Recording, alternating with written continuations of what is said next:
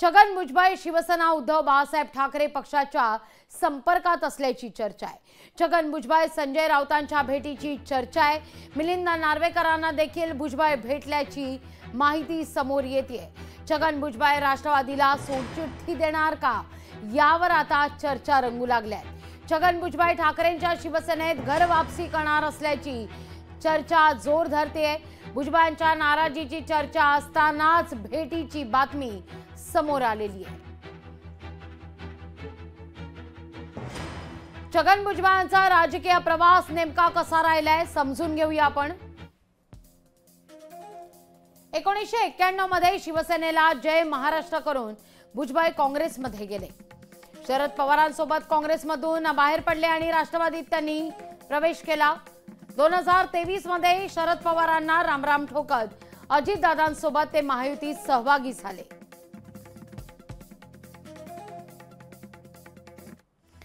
त्यामुळे छगन भुजबळ ठाकरेंच्या शिवसेनेत घर वापसी करण्याची चर्चा आता सुरू झालेली आहे। भुजबळांच्या नाराजीच्या पार्श्वभूमीवर आता भुजबळांनी संजय राऊत आणि मिलिंद नार्वेकर यांची देखील भेट घेतली असल्याची जोरदार चर्चा सुरू झालेली आहे। छगन भुजबळ गेले काही दिवस आपण पाहतोय। या सगळ्याविषयी अधिक माहिती घेण्याकरता थेट जाते आमचे प्रतिनिधी चेतन ननावरे यांच्याकडे। चेतन, काही 2-3 महत्त्वाच्या खरं तर घडामोडी आहेत ज्यांचा उल्लेख या ठिकाणी करावासा वाटतो। एक तर जितेंद्र आव्हाड यांच्याकडून अनावधानाने घडलेलं कृत्य, मनुस्मृती पोस्टर दहनादरम्यान आणि त्यावेळी भुजबळांनी केलेली पाठराखण। दुसरा सगळ्यात महत्त्वाचा मुद्दा शिवसेनेच्या भूमिकेशी कुठेतरी छगन भुजबळ शिवसेना उद्धव बाळासाहेब ठाकरे म्हणूया आपण, त्यांच्या पक्षाच्या भूमिकेशी कुठेतरी छगन भुजबळ जुळवून घेताना पाहायला मिळत होते। काहीसा उद्धव ठाकरेंची पाठराखण करणारा सूर देखील भुजबळांकडून आळवला जात होता।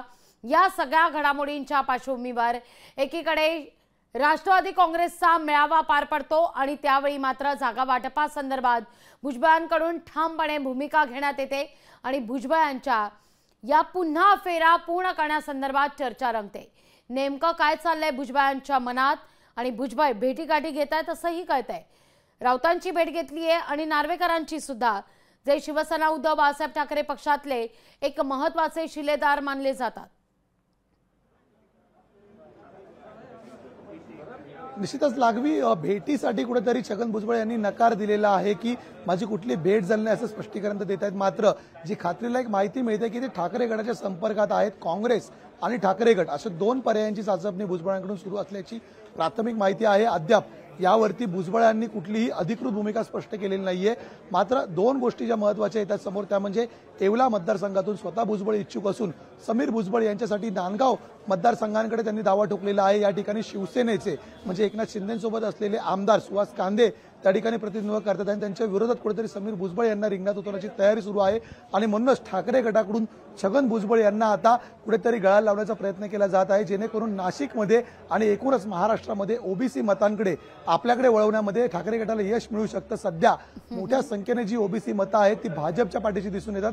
दुसरा एक मोठा ओबीसीचा गट आहे तो छगन भुजबळांच्या माध्यमातून राष्ट्रवादीच्या पाठीशी आहे। त्यामुळे या मतांना जर आपल्याकडे वळवायचं असेल तर छगन भुजबळ हे प्रमुख नेते आहेत आणि कुठेतरी राज्यसभेवरती आपली वर्णी लागावी अशी उघडपणे भूमिका आहे ती भुजबळांनी याआधी व्यक्त केलेली होती। मात्र सुनेत्रा पवार यांना संधी दिल्यामुळे भुजबळ नाराज झालेले होते आणि म्हणूनच या नाराजीचा आता फायदा घेण्याचा प्रयत्न महाविकास आघाडीकडून सुरू आहे। लागवी निश्चित चेतन, तुर्तास धन्यवाद तुम्ही दिलेल्या एकूणच सविस्तर माहिती करता।